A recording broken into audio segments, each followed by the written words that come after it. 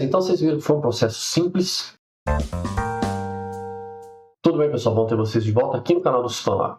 Eu sou o professor Carlos Groman e hoje a gente vai falar um pouquinho mais sobre o OpenDrawingMap. Na verdade, hoje eu quero fazer uma instalação um pouco diferente, porque das outras vezes, eu fiz 2 vídeos falando sobre a instalação, mas era no Windows 10 e no Windows 11. Hoje eu quero mostrar a instalação no Linux. Quem acompanha o canal talvez tenha percebido aí que o cenário está um pouquinho diferente, né? Está um pouco vazio ali atrás, antes tinha um monte de coisa. Isso é porque eu estou numa sala nova, estou na verdade num outro prédio, num outro instituto. Desde o fim de março eu saí do IE, que é onde eu estava, o Instituto de Energia e Ambiente aqui da USP, e vim para o Instituto de Astronomia, Geofísica e Ciências Atmosféricas, o IAG. Teve uma pequena mudança ali, mas fisicamente aqui, por coincidência, muito perto, deve dar uns 100 metros aqui em linha reta dessa sala para a antiga, então ainda estou arrumando as coisas. Mas vamos lá, vamos começar o vídeo e vamos trocar de tela aqui para o nosso navegador para a gente ver as coisas funcionando. Beleza, gente, estamos aqui no site do OpenDrawingMap, né, que vocês já conhecem, a gente já viu outros vídeos, onde tem as nossas duas opções de instalação, o bom e velho instalador pago, que um dia eu ainda vou fazer esse teste com vocês, mas por enquanto iremos no nosso tradicional, na nossa tradicional instalação manual. Então quando a gente vai fazer a instalação manual, ele joga a gente para o GitHub, já está aqui aberto, e ele tem todas as instruções, né? Então a gente cai aqui no site do GitHub, eu deixei bem grande a letra para vocês poderem ver. Vou passar aqui rapidinho, porque a gente já viu isso em outras situações. Então tá aqui, ó. Usuários de Windows e Mac podem comprar o instalador automático, né? Você pode usar também uma versão na nuvem, e se você quiser instalar manualmente, você tem essas opções aqui. E aí para isso você tem que ter algumas coisas instaladas na sua máquina, é a mesma coisa para o Windows.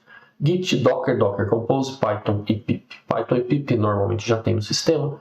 Docker Compose se encarrega de instalar o Docker. E o Git também é bem comum que já tenha numa máquina Linux, senão você tem que instalar. Então, do terminal, no Windows a gente vai usar o Git Bash, assim por exemplo, ou no terminal comum do Linux, a gente vai fazer o quê? São passos simples. A gente vai clonar o repositório do GitHub, que tem o WebLDM, e pronto. Entrar nessa pasta e rodar. Tão simples quanto isso. E aí aqui ele já fala que se você tiver algum problema em rodar inicialmente, checa se você faz parte do grupo de usuários que tem acesso ao Docker. Então eu vou fazer isso primeiro. Primeiro eu vou olhar ali o que precisa instalar, se ainda tem alguma coisa que não tem, e depois eu já vou me incluir no grupo do Docker para garantir que as coisas funcionem. E aí você faz isso e dá um logout. Você tem que fechar sua sessão e sair de novo, para ele entender que essas coisas mudaram. Então, eu vou fazer isso, vou ver se eu estou no grupo, fazer, e aí eu vou dar um logout e depois eu volto. Para instalar, no Linux você tem várias opções, depende um pouco da sua distribuição, né? Eu estou usando aqui o Pop! OS, que é uma distribuição baseada no Ubuntu. Então, no Ubuntu, no Pop! OS, no Mint, que é derivado também, Debian puro vai ser muito similar. Você pode usar a linha de comando, usar o apt para instalar, ou alguma interface gráfica, né? Eu gosto muito de usar o Synaptic.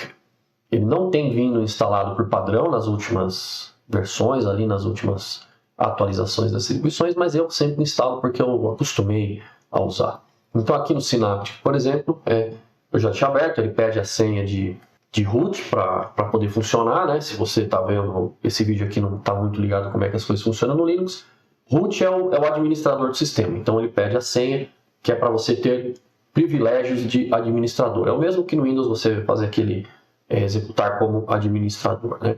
Então se eu procurar aqui, por exemplo, por Docker, para a gente ver o que tem, vê que ele já está com o Docker Compose instalado, provavelmente o Git também, né? Vamos ver se o Git está lá. Se tiver, tudo bem. Então, G, vamos pular direto para o G. Git está aí, então ele vai poder pegar as coisas do GitHub sem problema, e o Python eu sei que já tem. Então, nesse ponto a gente está bem tranquilo. Aí eu vou abrir um terminal, que eu já tenho ele aberto aqui, deixei ele com a letra grandona também, e a gente pode ver se a gente faz parte desse grupo de usuários do Docker ou não. Então, eu vou por aqui, Groups, dá um Enter. Então, Groups eu tenho sudo adm lpadmin, que é de impressora, e guano, que é o meu, né? Sou eu. Então eu não estou no grupo do Docker. Vou fazer o quê? Vou pegar esse cara aqui, vou copiar. Eu não vou usar esse botãozinho aqui de copiar, senão eu copio o treco todo, tá? Vou voltar aqui para o meu terminal, vou colar, vai pedir a minha senha, não contem para ninguém, e pronto. Fizemos, voltamos, né? Logout, login. Dá para fazer uma enjambrada ali, uma gambiarra assim, para você não ter que fazer logout, login. Mas eu não quero ficar colocando essas coisas assim para vocês, eu quero deixar a coisa mais simples. Então, né, vamos fazer o vai e vem mesmo. E aí a gente olha se a gente agora pertence ao grupo e a gente está aqui, ó, Docker. Muito bem, então pertencemos ao grupo Docker, podemos fazer todos os outros passos.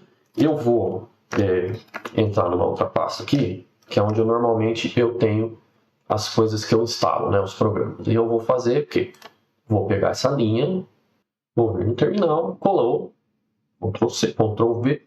No terminal, normalmente você tem que dar Ctrl Shift V para colar, com o botão direito do mouse. Vou lá, ele vai fazer o quê? Vai lá, buscar tudo que tem no GitHub e trazer para cá, e aí a gente vê se funciona. Muito bem, baixou tudo, então agora a gente vai para a pasta do WebLDM, cp WebLDM, e vamos lá no nosso ./WebLDM.sh, que é o script shell, start, e vamos ver se funciona. Agora, como é a primeira vez, ele vai baixar os containers do Docker, né, que tem realmente a máquina virtual, que vai rodar tudo, e isso pode demorar um pouquinho mais. Então, quando terminar, eu volto aqui com vocês. Então, aparentemente foi tudo bem, e aí ele fala, abra um navegador e vai para o endereço, né, que é aquele que a gente já usou outras vezes, localhost, que é a nossa máquina, 8000. Muito bem, abriu. Vou entrar e está funcionando. Vê que é simples, né? Vê que é mais ou menos a mesma coisa do Windows, né? Só que aqui tem essa coisinha de ver se você está no grupo do Docker ou não. Eu vou fazer um outro teste aqui com vocês, eu vou sair, vou voltar aqui para o terminal, dar um Ctrl C para ele parar graciosamente, e eu quero testar rapidinho a questão da GPU que essa máquina tem. Então vamos ver se ele pega quando a gente faz aquele start menos GPU, que é para ver se ele baixa outra imagem do Docker com GPU ou o que ele faz. Muito bem, então vamos ver start menos, eu acho que é isso aqui, né? Então acho que ele vai baixar agora, ele está baixando, ó, tá baixando esse Docker aqui, ó, é um container do Docker, tá vendo? NVIDIA, então ele está baixando a imagem com GPU, deve agilizar um pouco uma parte do processamento, né? A gente falou que é no começo ali no match das imagens ali que ele faz na parte da SFM que ele usa GPU. Depois é só CPU. Então vai baixar tudo, é uma imagem bem maior, não sei se vocês ficaram prestando atenção no tamanho, mas acho que a imagem do outro é 500 MB e aqui é 1.2 GB. Então tem um pouquinho mais de coisa aí para rodar. Enquanto ele baixa, está quase acabando. Mas a gente pode aproveitar e conversar sobre um assunto que vira e mexe aparece nos comentários do vídeo. Muita gente pergunta, mas que tipo de máquina eu preciso para rodar o OpenDroneMap? Vocês querem saber? Fica aí, daqui a pouco a gente vai. Vamos só ver se isso aqui funcionou. Não, acho que deu algum problema. Erro, ó, tá vendo? Erro do DIMM. Não consegui selecionar o drive NVIDIA. Interessante, então ele baixou a imagem do Docker, mas não conseguiu rodar. Então depois eu vou olhar isso aqui e aí eu faço um vídeo só sobre a GPU. Beleza? Então vocês viram que foi um processo simples. Depois eu vou fazer o teste da GPU. Eu tentei fazer um teste rápido aqui, eu vi que não deu muito certo, então eu vou fazer o passo a passo aqui para entender o que é que precisa baixar. Precisa ter alguma coisa específica do Docker que liga com a NVIDIA, talvez reiniciar o sistema, pode ser um caso, depois de você instalar as coisas. Então eu vou olhar com calma e depois eu vou fazer um outro vídeo da GPU, tá, do WebLDM rodando com GPU no Linux. Agora, antes da gente terminar, deixa eu só falar uma coisa para vocês. Muita gente me pergunta nos comentários sobre a configuração ideal para rodar o WebLDM. Sabe, é bem comum ali, você vê, olha, eu instalei, segui seu vídeo, muito obrigado, deu tudo certo, mas na hora que eu fui rodar, o Power não conseguiu, eu estou com o computador i3 e não sei o que lá. E a resposta é sempre mais ou menos a mesma. O WebLDM em si é muito leve, né? Vocês estão vendo que ele é basicamente uma interfacezinha, quase uma página na internet. Ele é um web app, ele é uma página ali que está rodando no seu navegador. Então, o programa em si, você roda ele em qualquer máquina. Não precisa de uma máquina potente para isso. que você precisa de uma máquina mais potente é para processar os dados. São duas coisas. Parece sacanagem falar isso, mas é verdade. Tá? Então, para processar, você vai precisar, no mínimo, de uns 100 GB de espaço livre, que é o que eles recomendam, e 16 GB de RAM. E quanto melhor for o seu processador, mais rápido você vai processar. Você consegue processar por 3? Consegue, mas demora mais do que se você tiver no 7, ou em 9, um AMD, sei lá o que, entendeu? Isso, né, é um tanto quanto claro, assim, se a gente vê as coisas, mas vamos deixar isso bem colocado.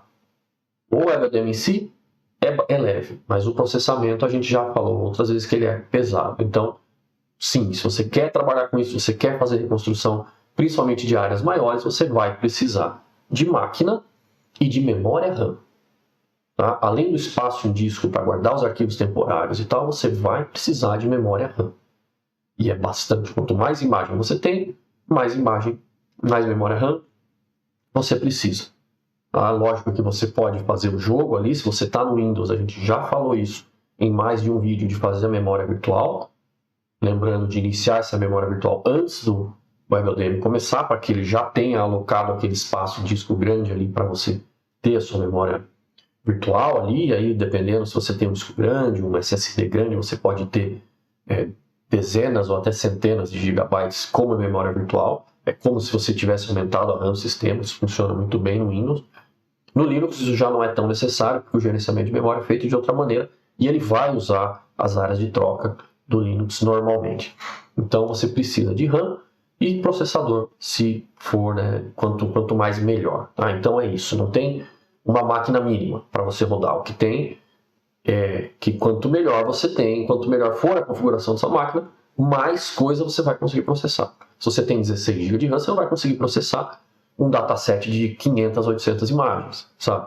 Você vai conseguir processar coisas menores. Então, você vai ter que fazer seus jogos aí para conseguir aumentar a quantidade de imagens que você processa de uma vez só.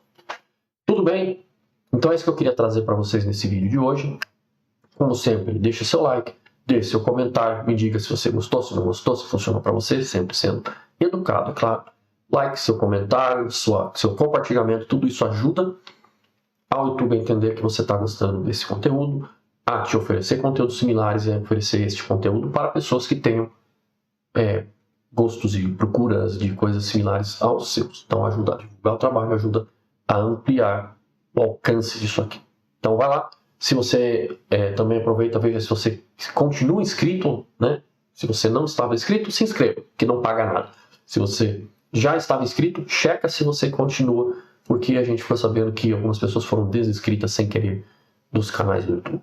Então checa lá, continua ajudando a gente a crescer, a trazer mais conteúdo para você.